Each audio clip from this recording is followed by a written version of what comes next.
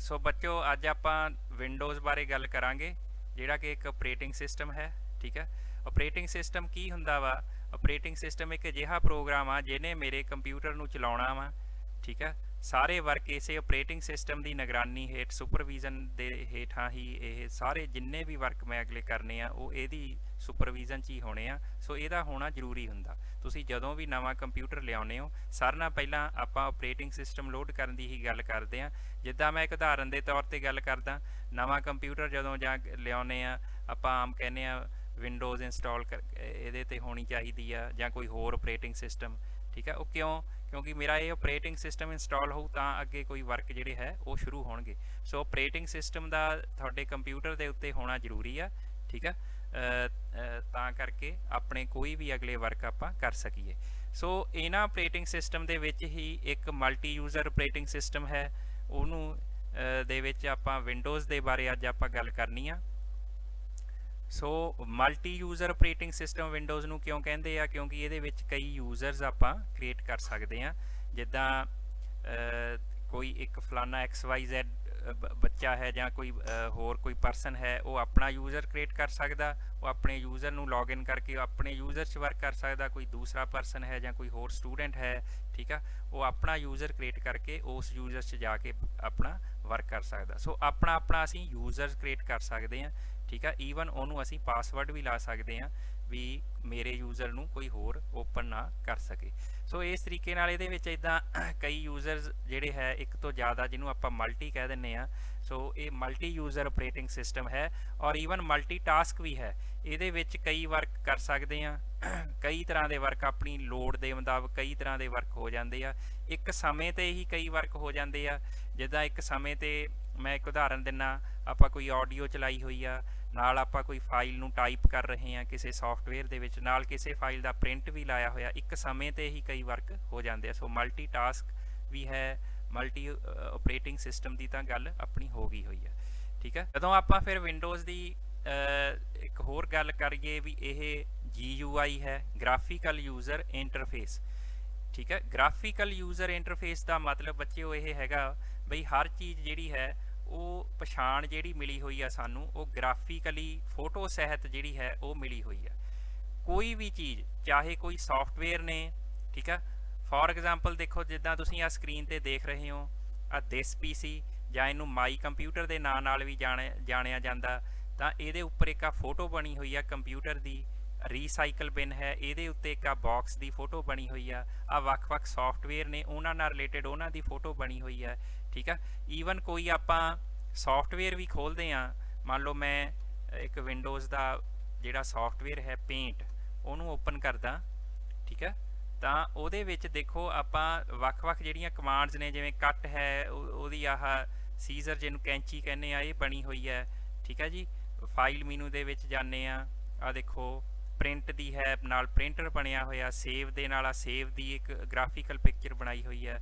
ਠੀਕ ਆ, ਇੱਧਰ ਆਹ ਟੂਲਸ ਨੇ ਪੇਂਟ ਦੇ ਕੁਛ, ਰਬੜ ਉਹਨਾਂ ਨਾਲ ਫੋਟੋ ਬਣਾਈ। ਸੋ ਹਰ ਚੀਜ਼ ਦੀ ਕਹਿਣ ਦਾ ਭਾਵ ਇਹ ਹੈ ਵੀ ਆਪਾਂ ਕੋਈ ਕਮਾਂਡਸ ਨੇ, ਕੋਈ ਸਾਡੇ ਸੌਫਟਵੇਅਰਸ ਨੇ, ਕੋਈ ਡਾਕੂਮੈਂਟਸ ਨੇ, ਉਹਨਾਂ ਦੇ ਨਾਲ ਸਾਨੂੰ ਉਹਨਾਂ ਦੀ ਇੱਕ ਫੋਟੋ ਸਹਿਤ ਪਛਾਣ ਵੀ ਮਿਲਦੀ ਆ, ਜਿਹਦੇ ਨਾਲ ਸਾਨੂੰ ਬਹੁਤ ਇੱਕ ਸੌਖ ਹੋ ਜਾਂਦੀ ਹੈ ਸਮਝਣ ਦੇ ਵਿੱਚ। ਠੀਕ ਹੈ, ਸੋ ਇਸ ਵਜ੍ਹਾ ਕਰਕੇ ਇਹਨੂੰ ਗ੍ਰਾਫਿਕਲ ਯੂਜ਼ਰ ਇੰਟਰਫੇਸ ਦਾ ਮਤਲਬ ਤਾਲਮੇਲ, ਸਾਡਾ ਤੇ ਇਹਦੇ ਵਿੰਡੋਜ਼ ਦੇ ਦਰਮਿਆਨ ਗ੍ਰਾਫਿਕਲੀ ਇੱਕ ਤਾਲਮੇਲ ਬਣਿਆ ਹੋਇਆ, ਜਿਹੜਾ ਕਿ ਇੱਕ ਬਹੁਤ ਵੱਡਾ ਪਲੱਸ ਪੁਆਇੰਟ ਹੈਗਾ।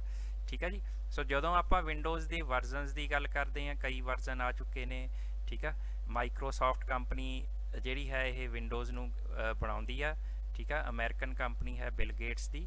ਸੋ ਫੋਰ ਐਗਜ਼ਾਮਪਲ ਜਿਵੇਂ ਵਿੰਡੋਜ਼ 95, 98, 2000, ਠੀਕ ਆ, XP ਪਿੱਛੇ ਜੇ ਕਾफ़ੀ ਮਕਬੂਲ ਰਹੀ ਆ। 98 ਪਹਿਲਾਂ ਬਹੁਤ ਜ਼ਿਆਦਾ ਜਿਹੜੀ ਆ ਰਿਲਾਏਬਲ ਸੀਗੀ। ਠੀਕ ਆ, ਤਾਂ ਹੁਣ ਜਿਵੇਂ ਫਿਰ ਵਿੰਡੋ 7 ਆਈ, 8 ਆਈ। ਠੀਕ ਆ, ਹੁਣ 10 ਵਿੰਡੋ ਚੱਲ ਰਹੀ ਆ। ਇੱਦਾਂ ਜਿਹੜੀਆਂ ਵਿੰਡੋਜ਼ ਦੇ ਵਰਜ਼ਨ ਆਉਂਦੇ ਰਹੇ। ਠੀਕ ਆ, ਹਰ ਵਿੰਡੋ ਦੇ ਵਿੱਚ ਕੁਛ ਨਵੀਂ ਚੀਜ਼, ਕੁਛ ਨਵੀਆਂ ਅਮੈਂਡਮੈਂਟਸ, ਠੀਕ ਆ, ਜਿਹੜੀਆਂ ਨੇ ਉਹ ਹੋ ਜਾਂਦੀਆਂ ਨੇ। ਠੀਕ ਆ, ਤੇ ਇਸ ਤਰੀਕੇ ਨਾਲ ਇਹਦੇ ਕਾफ़ੀ ਸਾਨੂੰ ਵਰਜ਼ਨ ਜਿਹੜੇ ਹੈ ਹੁਣ ਤੱਕ ਮਿਲ ਚੁੱਕੇ ਨੇ ਵਿੰਡੋਜ਼ ਦੇ। ਜਿਹੜੀ ਆਪਾਂ ਵਿੰਡੋਜ਼ ਹੁਣ ਆਪਾਂ ਗੱਲ ਕਰ ਰਹੇ ਹਾਂ, ਇਹ ਵਿੰਡੋਜ਼ ਦਾ ਵਰਜ਼ਨ ਜਿਹੜਾ ਹੈ ਇਹ 10 ਹੈ।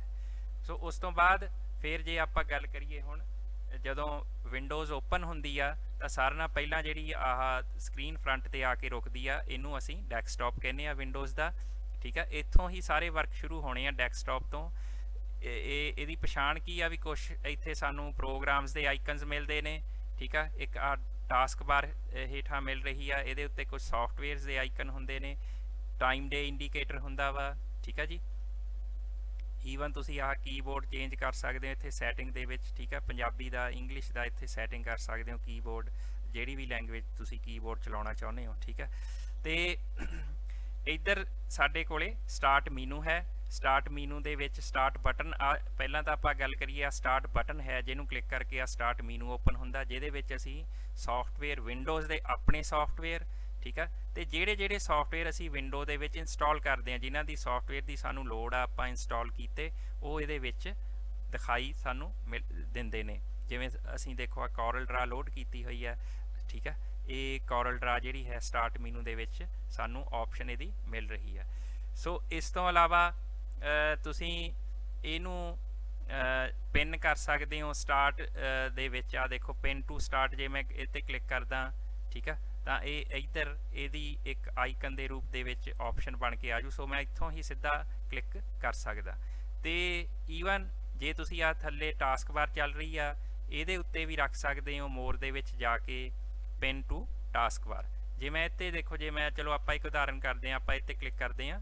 ਠੀਕ ਆ, ਤਾਂ ਆਹ ਦੇਖੋ ਥੱਲੇ ਟਾਸਕ ਬਾਰ ਦੇ ਉੱਤੇ ਆਪਸ਼ਨ ਮਿਲ ਗਈ। ਹੁਣ ਜੇ ਮੈਂ ਕੋਰਲ ਡਰਾ ਖੋਲ੍ਹਣੀ ਆ, ਮੈਨੂੰ ਸਟਾਰਟ ਬਟਨ ਜਾਂ ਸਟਾਰਟ ਮੀਨੂ ਦੇ ਵਿੱਚ ਟਰੇਸ ਕਰਨ ਦੀ ਲੋੜ ਨਹੀਂ, ਮੈਂ ਇਹਦੇ ਉੱਤੇ ਹੀ ਕਲਿੱਕ ਕਰਕੇ ਆਪਣਾ ਕੋਰਲ ਡਰਾ ਜਿਹੜਾ ਸੌਫਟਵੇਅਰ ਹੈ ਉਹ ਓਪਨ ਕਰ ਸਕਦਾ। ਇਸ ਤੋਂ ਇਲਾਵਾ ਜਿਹੜਾ ਹੈ ਇਹਦੇ ਉੱਤੇ ਆਹ ਆਈਕਨਸ ਨੇ, ਕੁਛ ਆਹ ਜਿਹੜੇ ਗੱਲ ਹੋਈ ਸੀ ਆਪਣੀ ਦਿਸ ਪੀਸੀ ਜਾਂ ਮਾਈ ਕੰਪਿਊਟਰ ਦੀ, ਇਹ ਆਪਸ਼ਨ ਹੈਗੀ ਆ, ਜਾਂ ਰੀਸਾਈਕਲ ਬਿਨ ਕੀ ਹੈ, ਆਈਕਨਸ ਕੀ ਹੁੰਦੇ ਆ, ਫੋਲਡਰਸ ਕੀ ਹੁੰਦੇ ਆ। ਠੀਕ ਆ, ਇਹ ਆਪਾਂ ਨੈਕਸਟ ਜਿਹੜੀ ਹੈ ਇੱਕ ਕਲਾਸ ਦੇ ਵਿੱਚ ਗੱਲ ਕਰਾਂਗੇ। ਠੀਕ ਆ ਬੇਟੇ, ਉਮੀਦ ਆ ਤੁਹਾਨੂੰ ਇਹਦੀ ਸਮਝ ਲੱਗ ਗਈ ਹੋਵੇਗੀ। ਠੀਕ ਆ, ਬਾਕੀ ਆਪਾਂ ਹੁਣ ਨੈਕਸਟ ਵੀਡੀਓ ਵਿੱਚ ਡਿਸਕਸ ਕਰਾਂਗੇ। ਓਕੇ ਜੀ।